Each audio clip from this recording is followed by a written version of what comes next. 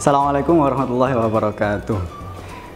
Alhamdulillah pada kesempatan yang bahagia ini melanjutkan dari tema yang kemarin tentang materi fikih, yaitu bab puasa. Kemarin kita sudah tahu bahwa makna puasa itu apa, dan kemudian siapa sih manusia-manusia yang diwajibkan Allah untuk berpuasa dan manusia-manusia yang tidak Allah wajibkan untuk berpuasa. Setelah kita tahu bahwa diri kita itu kategorinya yang mana, apakah kita wajib untuk puasa atau tidak, kalau semisal kita merasa bahwa diri kita itu termasuk golongan orang-orang yang wajib berpuasa, maka kita harus tahu fardu-fardunya dalam berpuasa. Istilahnya rukun atau kewajiban yang harus dilakukan saat berpuasa. Nah, di sini dijelaskan ada dua fardu yang harus dikerjakan saat orang itu berpuasa. Yang pertama jelas niat. Niat itu kalau puasa Ramadan itu harus dilaksanakan di malam hari. Di malam hari setelah, biasanya kalau dalam rutinitas setelah tarawih itu imam mengajak bareng-bareng untuk niat bersama. Nawaitu shauma ghadin an ada'i fardhu syahri ramadhana hadhihi sanati fardhu lillahi ta'ala. Nah, sebenarnya terserah waktunya kapan, yang penting dibaca, diniati di malam hari. Batasnya adalah sampai waktu sahur itu habis atau waktu imsak. Nah, kemudian fardu yang kedua adalah menahan dari hal-hal yang bisa membatalkan puasa. Ya, nanti apa saja yang membatalkan puasa nanti akan dijelasin di berikutnya. Nah, itu adalah dua fardu kewajiban yang harus dilakukan orang saat dia berpuasa. Puasa kita itu batal. Nah, di sini yang pertama dijelasin dukhulu syai'in ilal jawfi amdan, atau masuknya barang benda ke anggota tubuh yang berlubang dengan sengaja. Makanya kata orang tua yang memang ini berdasarkan dalil, memang ada dalilnya. Kata orang tua, jangan mandi atau keramas di siang hari, karena itu berpotensi nanti air yang menyirami rambut itu nanti masuk ke pori-pori rambut sehingga akan berdampak batalnya puasa. Tapi hanya itu dihukumi makruh karena tidak semua memungkinkan untuk masuknya air ke pori-pori rambut. Kemudian lubang-lubang ini kayak misalkan lubang mata, lubang telinga, lubang-lubang lain yang berpotensi kemasukan suatu benda, bahkan itu air. Makanya kalau ada orang yang dengan sengaja memasukkan sesuatu di selain mulut, jadi ada telinga dan lain sebagainya, itu nanti mungkin saja batal puasanya karena ada perkara yang masuk di anggota tubuh yang memang tidak boleh untuk kemasukan.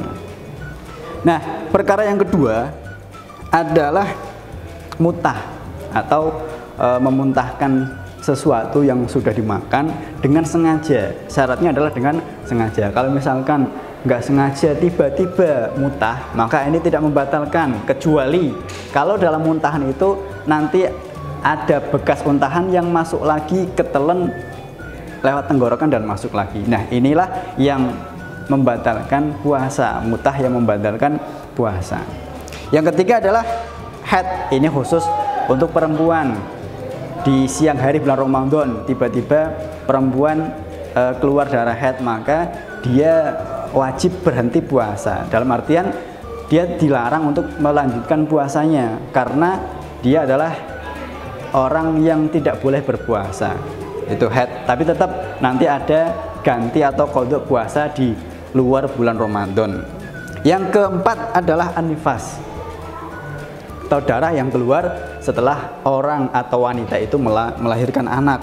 Yang kelima adalah inzalul mani amdan, atau keluarnya air mani, keluarnya sperma dengan disengaja. Kalau misalkan nggak disengaja, contohnya mimpi basah di siang hari bulan Ramadan, itu enggak apa-apa, bisa mandi wajib kemudian dilanjutkan puasa lagi. Tidak harus dia membatalkannya, bukan tidak harus, malah tidak boleh dia sengaja membatalkan puasa karena keluarnya mani yang tidak sengaja tadi. Beda lagi kisahnya dengan keluar mani dengan cara sengaja. Ini yang membatalkan puasa. Yang keenam adalah al-jima' amdan atau bersetubuh dengan cara disengaja. Pernah dulu Rasul punya sahabat yang melapor bahwa dia itu nggak tahan menahan jima' kepada istri sehingga dia melakukan hal itu di siang hari bulan Ramadan. Akhirnya lapor ke Rasul. Ya Rasul, saya melakukan pelanggaran dosa. Saya melakukan jima' ke istri saya di siang hari di bulan Ramadan sehingga saya batal puasanya. Apa yang dikatakan Rasul? Rasul memerintahkan agar dia, sahabat itu, menggantinya dengan puasa 2 bulan berturut-turut atau 60 hari berturut-turut. Orang itu mengatakan, ya Rasul, saya tidak mampu untuk berpuasa 2 bulan berturut-turut. Kemudian Rasul menawarkan solusi lain, yaitu silahkan kamu bagikan makanan kepada fakir miskin yang ada di tempat kamu. Kemudian sahabat itu mengatakan, saya tidak punya apa-apa untuk saya bagikan Rasul, bahkan makan sendiri saya juga belum mampu. Akhirnya Rasul malah memberikan kurma ke sahabat itu.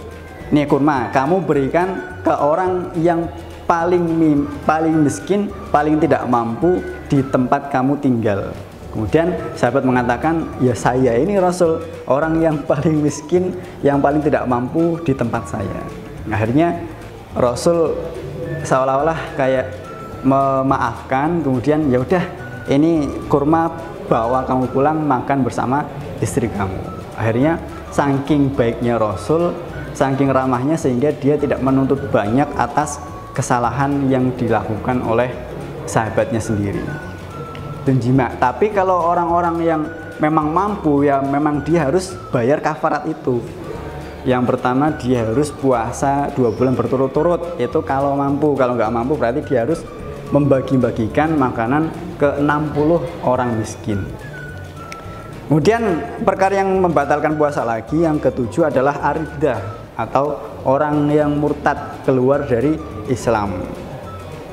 Orang yang murtad itu selama dia dalam keadaan murtad, maka ketika dia misalkan kok mau masuk lagi ke agama Islam, itu nanti dia wajib mengqadha segala kewajiban yang ditinggalkan saat murtad. Bahkan itu sholat. Misalkan ada orang si A dalam usianya yang ke-25 dia murtad ke agama lain, sampai di usianya yang ke-30 akhirnya dia dapat hidayah lagi, masuk ke agama Islam lagi. Nah, selama 5 tahun di umur 25 sampai 30 tadi, dia wajib mengqadha atau mengganti semua sholat yang dia tinggalkan saat murtad. Artinya bayangkan 1 hari aja 5 sholat, maka selama 5 tahun dia hitung sendiri berapa banyak sholat yang harus dia ganti. Demikian juga puasa pun demikian, karena itu adalah resiko orang yang sudah berani murtad. Yang terakhir adalah al-junun atau orang yang menjadi gila. Masih puasa di siang hari tiba-tiba dia gila, maka puasanya batal. Dan kalau misalkan gilanya nggak sembuh-sembuh, nanti sampai akhir Ramadan dia tidak wajib. Yang demikianlah yang bisa saya sampaikan. Semoga dalam puasa tahun ini kita dapat mengambil ibadah dan pahala serta keridhaan Allah sebanyak-banyaknya, sehingga kita merasa tidak menyesal atas nantinya masa-masa Ramadan yang kita tinggalkan. Sekian, terima kasih, mohon maaf atas segala keluputan, kesalahan. Assalamualaikum warahmatullahi wabarakatuh.